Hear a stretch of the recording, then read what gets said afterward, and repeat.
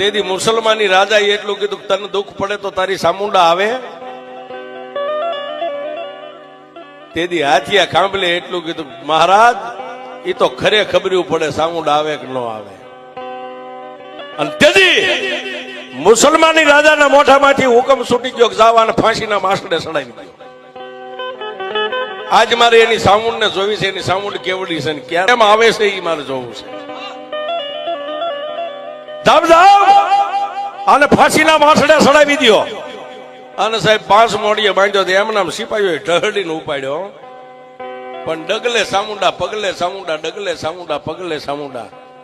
અને ફાંસીના માસડે સાહેબ આમ લટકાડવાની તૈયારી, ગાળીઓ આમ ડોકમાં નાખ્યો ને ત્યારે એટલું કીધું કે એ કાળા મોની ધણિયાણી, તારે મને આ દી દેખાડવાતા નતો, તારે ગીર સુધી તારે મને લાવવો નતો.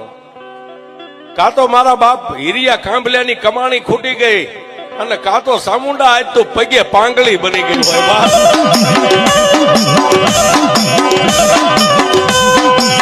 મનોમન પોતાના આત્માની માલપા વિચાર કરે છે, કાં તો આજ ચામુંડા ને ગઢપણ આવી ગયો, કાં તો પગે પાંગળી થઈ ગઈ હોય,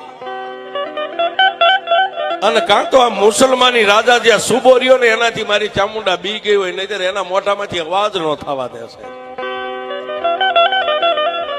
આટલું જ્યાં બોલ્યા ને સાહેબ, ફાંસીના માસડે કાંગરાની માથે હમળીનું રૂપ લઈને આવ્યો સાહેબ, હમળીનું રૂપ લઈને. અને હમળીના મોઢાની માલપાથી અવાજ નીકળ્યો કે એ હાથિયા, હાથિયા તું મને ચામુંડને એમ કહેશ કે બુઢી બની ગઈ, મારા પગમાં હાલવાની હેલ ન રહી. હવે કહી દે મુસલમાની રાજાને હુકમ કરી દે, ફાંસીના માસડો કહેવા વાળા કહે અહીંથી ઉડી અને એક સાસ મારી જો ફાંસીનો માસડો નો તોડી નાખું તો હીરિયા કાંભલેની સામુંડા